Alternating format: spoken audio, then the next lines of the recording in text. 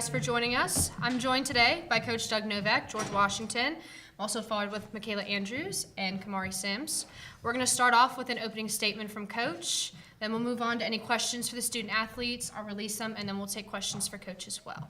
I just ask when you guys ask questions, just say your name and affiliation, please. Coach? I thought it was a great college basketball game. Loyola is scrappy, competitive, fast hands, and I said this like yesterday to the TV people, is like when you're going against them, you say they're dirty. They're a dirty team because they play so hard. But if they were on your team, you'd say we play hard. They really do, and they have all year, and they fought through some stuff, and quick hands, and they're just all over the place, and they make the game really tough. And so I have a lot of respect for Loyola, but I also have a lot of respect for our team in the toughness and maturity and the wisdom that we're gaining with each game. And we've been playing some really good basketball over the last 4 or 5 games, and sometimes it shows on the scoreboard and sometimes it doesn't. Just recently it's been showing more on the scoreboard, but we've been winning inside that locker room for a while now. So sometimes the wins happen before anybody else can see it. So I thought great basketball game. So proud of being able to miss a bunch of shots and stay in the fight. So early in the game they're missing some easy ones that they probably should make, but there's no such thing as an easy shot in basketball. But you can lose your mind and not play defense the next time, and they just stayed in it the whole time. It was an awesome thing to watch. We'll take questions for Michaela and Kamari now. All right. Chris Powell, Couch Coach Live, congratulations on the win. Michaela, you had 14 points, 9 rebounds, and 5 assists. Just your thoughts on your overall performance today? I think we all worked really hard today. We all wanted it. We were passing the ball really well. We were connected. So I think that momentum just carried us, and we got the win. Team perspective, what did you see from a consistency standpoint of being able to kind of not let maybe those shots not falling down early, kind of be able to respond to that and jump out and get that lead and go forward? I think it's tough when the shots are not falling and you can make them. But our team is very good at encouraging each other. The coaches keep us in the game, telling us, like Coach Novak said, the shots are going to fall in the second half, and they did. So when you have that type of encouragement, it helps a lot, push you to have those shots fall. Right here. For Kamari, you really stepped up during the second half with your 13 points, 4 rebounds, and a steal. How did you really build that momentum going into the second half? Like we said, we kind of started off slow. I didn't have the best first half, but I had my teammates uplifting me in the huddle. They didn't care that I airballed. They wanted me to keep shooting, and they wanted me to keep driving. So when you have that type of encouragement, you can only do well in the second half. So I give it to them and the coaches. Lamont Thomas, Legacy Maker Sports. Question for each of you. I'll start with Michaela. You and Gabby, you guys had a interaction when you were coming in starting the second half. I'm not sure you remember, but both of you had a smile on your face as you were about to make the inbound pass. Is there anything that kind of made a switch for you guys? Because that's when you guys went on that run. You just seemed like you were having fun out there. Can you talk about that a little bit? Yeah, I don't remember that. I don't think, but I was smiling a lot this game. We were just having fun. We were just playing basketball, having fun. And I think that's the most important thing is to have fun. And when you have fun, work hard, you get good results. So. And for Kamari, you're no stranger to big time basketball coming from Riverdale Baptist over there. Can you talk a little bit about your prior history in basketball and how it's led you up to this moment, today for you to come big? Well, I started off my first 3 years at Archbishop Spalding in Severn, Maryland. I had a big role there. Started all 3 years, played a lot. Got a lot of playing time in each position. Then when it went over to Riverdale, it's a more balanced team. A lot of people actually took basketball seriously. So playing with them, I got way better. Won a lot, had a lot of fun, made some good relationships, played good AAU basketball, and I think it all helps me in college. And then just defensively, holding Loyola to 44 points, what did you see? What was clicking for the team kind of going throughout the game? I think we stuck to the game plan. We had a specific game plan that we wanted to carry out, specific things that we wanted to do, and I think we all did each of our jobs very well and rebounding well. Any more questions for Michaela or Kamari? All right. Thank you, ladies, for joining us. Thank you. Questions for you, Coach? Oh, you will? Yep.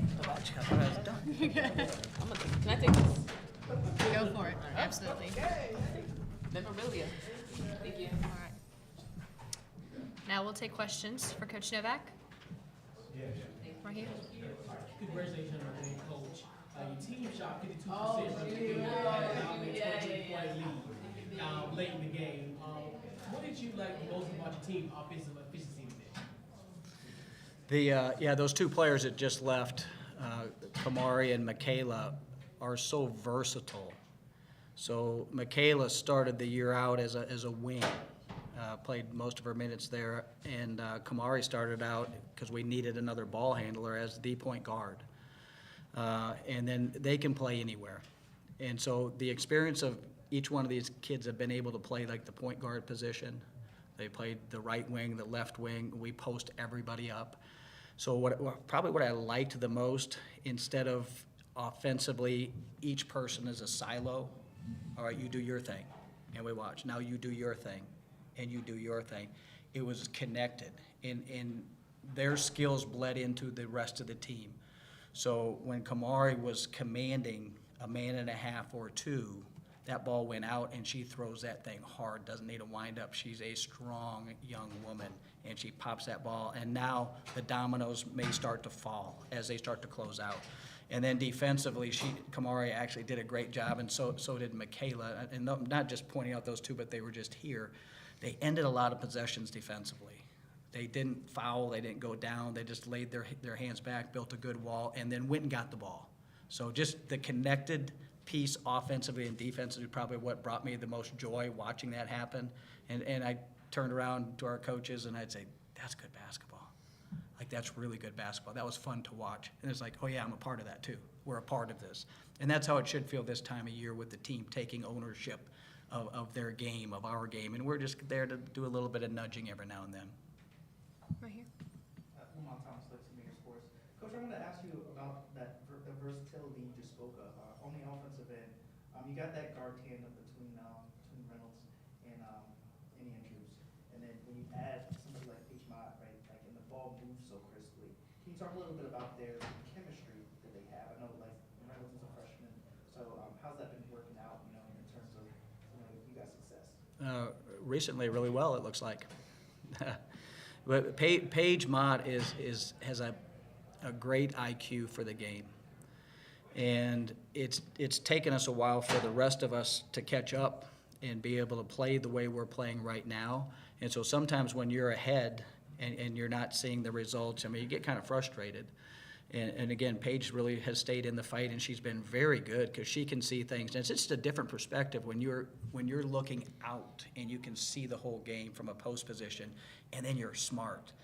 And so she's helping direct some younger guards and move the ball around and say that's okay. And she was the first one. She goes, hey, do you think the lead's safe so we can get a few more players in? And I look at the clock and said, I never feel safe. But if, we knocked down a three, and she was so excited that we could get a couple more players in the game. But that's the kind of player she is. She loves when other people do well. And so not everybody's like that. Some people can only celebrate their own good stuff. Look at me. And she's excited when she does it well too. But I think she gets more excited when Miriam comes off the bench and does something great. She is so happy, and it's authentic. It's not BS rah-rah stuff. It's authentic, and it's pretty cool to watch as a coach. Right here. Are you happy with your shooting from the game with the 52% from the floor today? Yeah, I think it's always a kind of a marker for every team. If you can shoot over 50%, limit turnovers, keep the possession game somewhat even, or win the possession game. So we scored a lot of shots in the paint. We weren't hitting from three in the first half, and it doesn't really matter if we did. I know we hit a few in the second half. But we played the right way. We shared, we spaced it, we played together. So, yeah, it's nice to be rewarded with a high percentage and a win. With such a quick turnaround playing Rhode Island tomorrow at TVB to end the regular season, how do you guys celebrate this win and then kind of regroup and focus on the game tomorrow at 1? I don't know. Can I tell you tomorrow? Any more questions for Coach Novak? How did you feel about all the bench players in the second half overall? I don't even know who our bench players are. They've all started. They've all had major minutes. I'm sure I could look at this stat sheet and I know who they are and I know who you're talking. I feel really good. I feel good that Fifi came in and she didn't play a whole lot that last game and you know, made a couple nice drives and did, I mean, so yeah, you need that because you don't know when. So everybody in our team, whether they played the last couple games or not, I feel like they're ready. As a coach, sometimes you can't just wait for that one moment. It's like, oh shoot, we're in foul trouble, and now we need this person. That person usually knows, like, you only need me because you're in foul trouble. But I really do think we've been preparing everybody on that roster just in case something happens, whether it be a foul trouble, injury, or whatever. They're ready to go, and we're not going to bat an eye. And again, there's some versatility and variety in their skill sets that, you know, we're all pretty happy with the development of the team right now. Any more questions? All right. Thank you very much, Coach. Thank you. Appreciate you.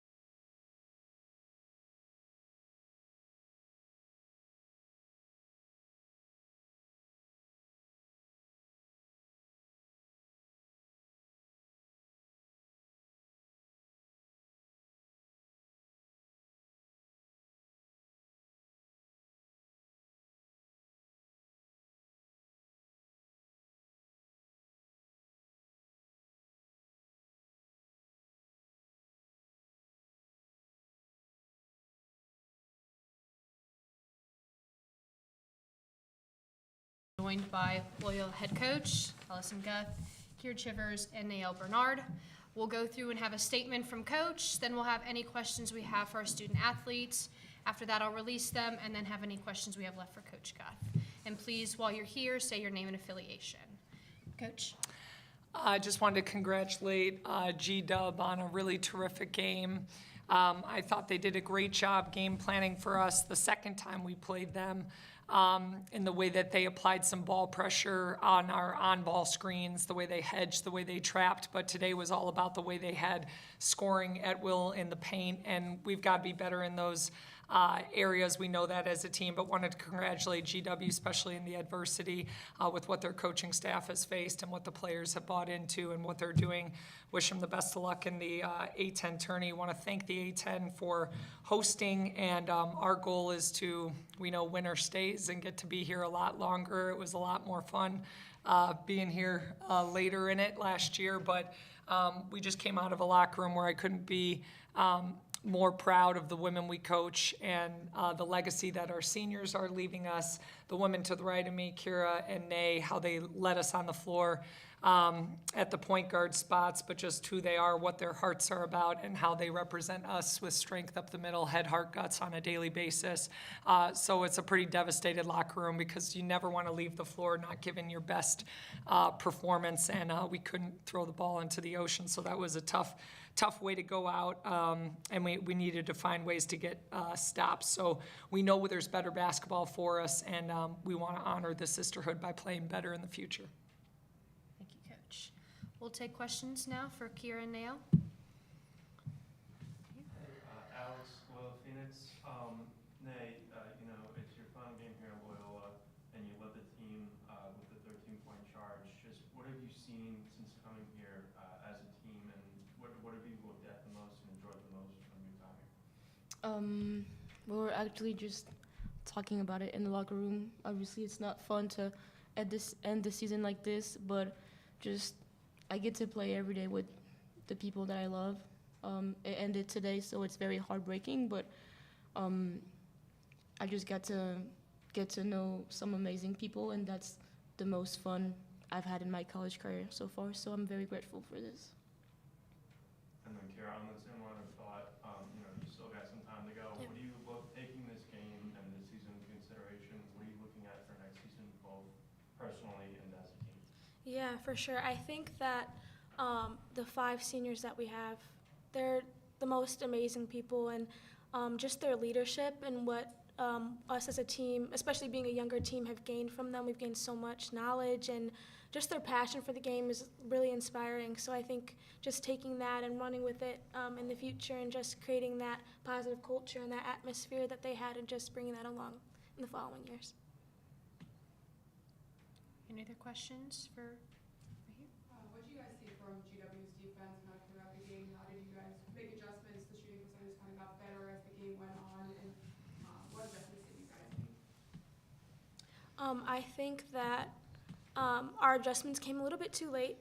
GW was just hitting shots, is who can make the most points. If you win by 1, you win the game.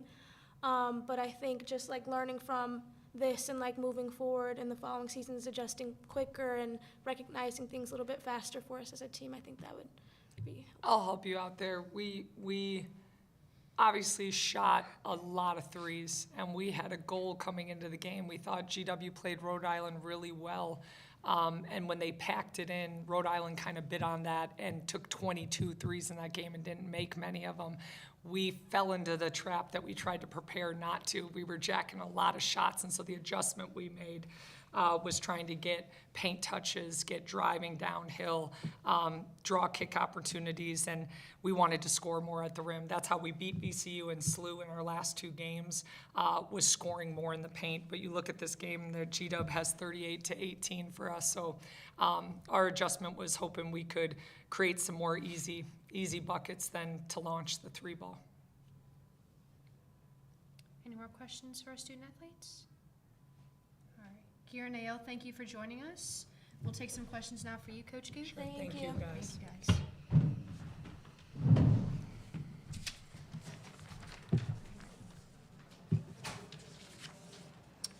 Any Any questions for Coach? You want to talk, you mentioned about not falling into that trap. Was there anything else that came up in terms of player assignments, or because obviously Andrews is a big piece of it, but you also had Sims come in late into the game and other players? Yeah. What went into that? We were really focused on trying to deny touches for Gabby Reynolds, for Andrews, and for Mott. We love the way GW gets paint touches and particularly gets the ball to the block. We were going to double off of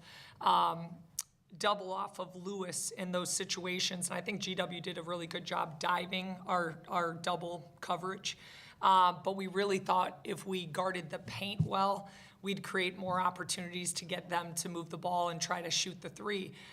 Second quarter, you saw us make an adjustment, extend ourselves into a 2-2-1 pressure, falling back into a 2-3, switch the momentum of the game a little bit because they started jacking threes as well. But for us, we just did not guard straight line drives very well tonight in terms of leveling. We got out rebounded. Those are the things we need to do better. When you describe Sims coming off the bench, we had a tremendous amount of respect for her as a three-point shooter, so we knew we couldn't double off of her. We had to take our chances doubling off of Engel in what we were trying to do game plan-wise.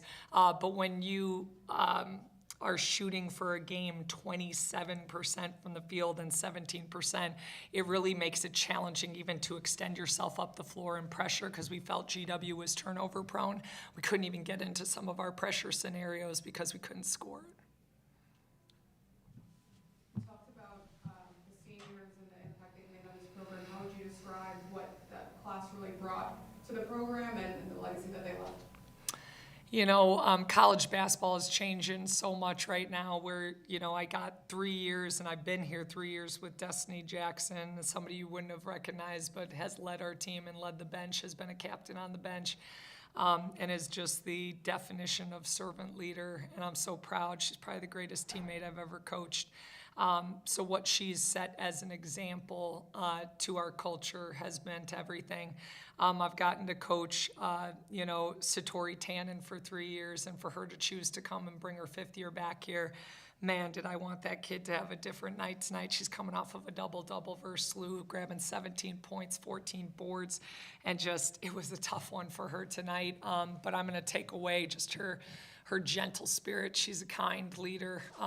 She's somebody that is really approachable from a player standpoint, and I think the players really bought into her. I had 2 years with Keika Thurana Hajkar, and again, I just think that kid's a winner. She's physical. She's a kid that helps advance us against Fordham into the, you know, semis in the last year, and it's one of those situations where you know, she brought her team to an NCAA tournament at Iona. So her ability to bring a culture of winning in, of what toughness and grit looks like, Keika is leaving our program better because of her toughness and grit in that regard. And then to have just a year with, but Jess Finney was just, she's a kid who has moxie about her, some swag. She's an instant offense kid, and she's somebody that is just adored by her teammates because of her humor, because of who she is as a person. And I got to tell you, I was more proud than anything about a great defensive stop that I thought she had, where she leveled a kid, and it just showed her care about the other side of the ball. And Finney didn't love defense too much before she got to Loyola Chicago, and she absolutely adores it now. I don't know if she adores it, to be quite honest with you, but I think she likes it more. And then, you know, Nate Bernard, this kid right here, you're talking just about a kid who, you know, moves away from her family from Paris, France, is totally independent, and a woman who is self-made, and she's an adventurer. You know, what she wanted to bring from Duquesne here, I just have so much respect. She sleeps in the gym. So to have some of your best talent, your hardest worker, that sets the tone for culture. That's what those 5 players did for us. Any other questions for Coach? Alrighty, thank you so much. Thank you, guys.